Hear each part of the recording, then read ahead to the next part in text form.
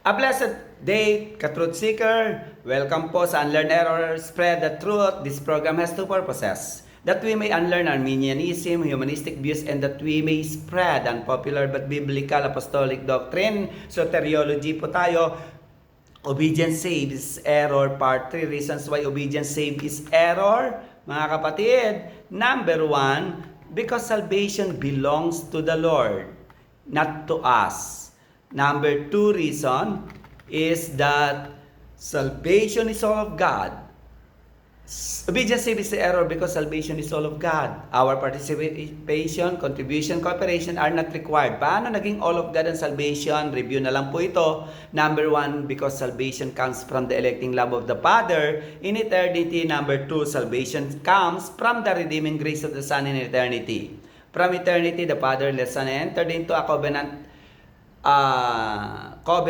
to justify sinners. Continuation po tayo na ating pinag-aaralan mga truth seeker. Number 3, bakit ang salvation is all of God? Number 3, because salvation comes from the regenerating power of the Holy Spirit. Explain ko po ito. Ang inelect, hinirang na Ama, ibibigay, idadala, ilalapit niya sa kanyang anak for the redemption, mga ka-truth seeker. John 6:44, napakaliwanag po. Maliban na ang Ama na nagsugo sa akin ang sa kaniya magdala at maglapit sa akin, sa inyo, ibabahon ko kayo at ililigtas ko kayo. Ang hinirang ng Ama at niredeem ng anak ay i-regenerate naman ng Holy Spirit.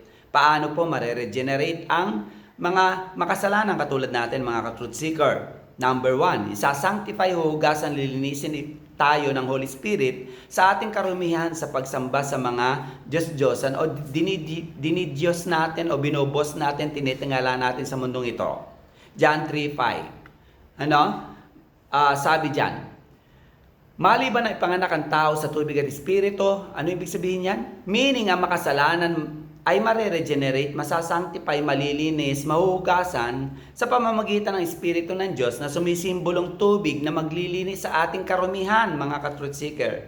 Karumihan saan? Sa kasalanan at pagsamba sa mga dinidiyos natin na tinitingala natin na hindi naman dapat. Titus 3:5. Sa pamamagitan ng paghuhugas sa muling kapanganakan at ng pagbabago sa Espiritu. So, hindi sa gawa ng katwiran, hindi sa obedience natin, tayo naligtas, mga ka-truth seeker. Ang kaligtasan ay nag-uugat sa Diyos na naaawa sa atin. Ito ay nangyayari sa pamamagitan ng paghuhugas ng Holy Spirit sa muling kapanganakan. Niliwanag po ito sa Ezekiel 36:25. At sabi ng Diyos, ako'y magwiwisik ng malinis na tubig sa inyo at kayo'y magiging malinis sa buo niyong karumihan sa inyong mga Diyos-Diyosan, lilinisin ko kayo sa pagsamba niyo sa mga Diyos-Diyosan. Number 2, babaguhin ng Diyos ang ating espiritu. Paano tayo lilinisin ng espiritu ng Diyos? Babaguhin ng Diyos ang puso natin, mga ka-truth seeker. Ezekiel 36:26. And then nilalagay ng Diyos ang espiritu niya sa atin. Ezekiel 36:27. At ang pananahan ng espiritu ng Diyos sa atin ay pananahan ni Jesus o union with Christ, with our spirit. So, ang regeneration po ay paglalagay ng Diyos ng espiritu niya sa atin, pananahan ng espiritu niya sa atin, at ang pananahan ng espiritu sa atin ay pananahan ni Jesus o union with Christ. At ito ay spiritual union with Christ. Nilinaw po ito sa Romans 8:9. Kung gayo'y tumitira, nananahan sa inyo ang espiritu ng Diyos, datapat kung ang sino may walang espiritu ni Kristo, siya hindi sa kaniya.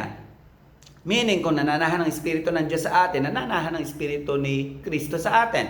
At kung nananahan ang espiritu ni Kristo sa atin, we are in spiritual union with Christ.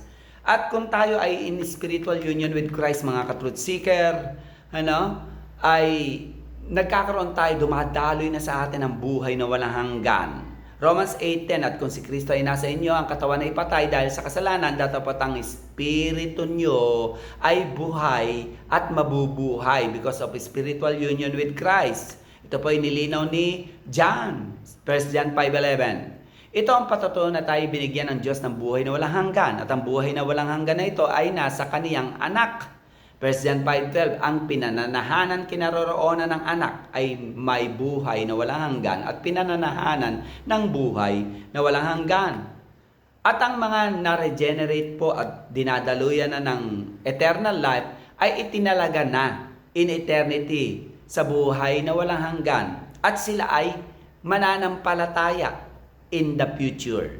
Acts 13:48 na nagsinsampalataya ang lahat ng mga itinalaga sa buhay na walang hanggan. Meaning, ang pananampalataya pagsisisi natin ay bunga ng pagkatalaga ng Diyos sa atin sa buhay na walang hanggan. In eternity, hindi pa tayo nilalalang, ay itinalaga na tayo mga ka-truth seeker in eternity sa buhay na walang hanggan. 1 John 5:1, napakalinaw po, if everyone who believes that Jesus Christ is the Christ. Ano po pinupunto nito? Ang believe dyan ay present participle na nagsasalarawan na ang pananampalataya natin kay Jesus bilang Kristo ay kasalukuyan at patuloy-tuloy na nangyayari at nararanasan natin.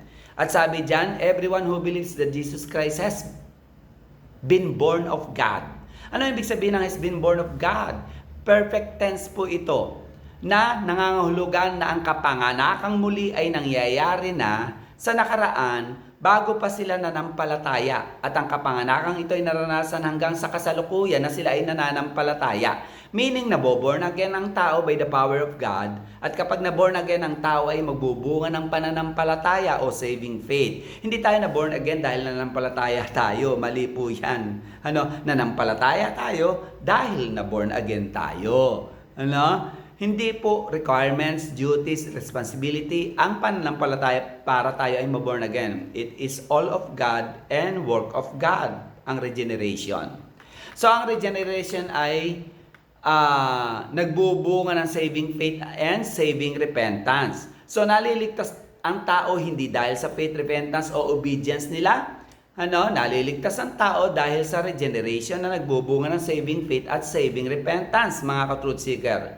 So, nagkakaroon lamang ng saving virtue ang faith kapag tayo ay na-regenerate na ng Holy Spirit. Pero kung hindi pa tayo na-regenerate, ang faith na mayroon tayo sa Diyos ay natural faith, dead faith. Paano nga po ba na ibibigay ng Diyos ang saving faith at saving repentance? Philippians 1:29, ito po ay naibibigay through the power of the Holy Spirit. Pag na-regenerate na po tayo, pinag-isa na tayo ng Holy Spirit, kay Jesus, hindi lang buhay na walang hanggan ang dadaloy sa atin, pati na ang karakter ni Jesus ay dadaloy sa espiritu natin. Isa na nga rito ang faith na bunga ng regenerated spirit natin ayon sa Galatians 5:22. Ang pinupunto po natin ay ito, ang kaligtasan, pagkaligtas natin mga ka-truth seeker ay all of God. Wala tayong participation, cooperation, contribution man. Ang tanging contribution natin sa usapin ng kaligtasan ay sin. Salvation is the electing love of the Father, the redeeming grace of the Son, and the regenerating power of the Holy Spirit, no less, no more. Yan ang salvation is all of God. Relevance and challenge po ng ating pinag-usapan, Galatians 5:22. Ano ang mapapala natin dito? Ano ang dapat nating maunawaan? Datapwat sa mga pinagnubayan ng Espiritu ng Diyos, Galatians 5:18, ang bunga ng Espiritu, meaning ang bunga ng regenerated Spirit na mayroon tayo ngayon, ay dapat nakikita, ini-expect. Pag-ibig, katuwaan, kapayapaan, pagpapahinuhod, kagandahan loob, kabutihan, pagtatapat. Galatians 5:23, dapat mayroon tayong kaamuhan, pagpipigil laban sa mga gayong bagay ay walang kautusan. Summary statement po ng ating pinag-usapan mga ka-truth seeker, regenerated spirit produces Christ-like character. To unlearn error, spread the truth, you may connect with us, like, follow, watch, and subscribe mga ka-truth seeker. Good day and God bless po sa ating lahat.